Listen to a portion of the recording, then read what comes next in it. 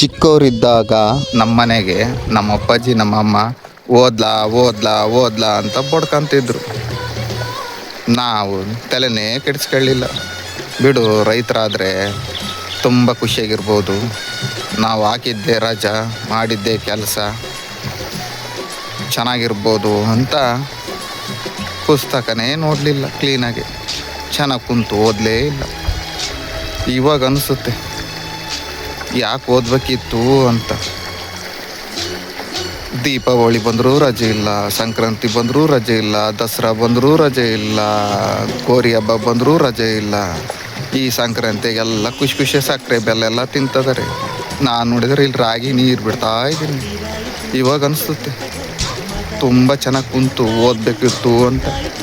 ಆವಾಗ ಕಳ್ಳಾಟ ಆಡಿದ್ದು ಈಗ ರಾಗಿಗೆ ನೀರು ಬಿಡೋ ಪರಿಸ್ಥಿತಿ ಬಂದೈತಿ. ಓದಿದ್ರೆ ನನಗೂ ಗೌರ್ಮೆಂಟ್ ರಜೆ ಕೊಡ್ತಿದ್ರಾ? ದೀಪಾವಳಿ ಕೊಡೋರು, ಸಂಕ್ರಾಂತಿ ಕೊಡೋರು, ದಸರಾ ಕೊಡೋರು. ನೋಡು ಈಗ ಅಲ್ಲ.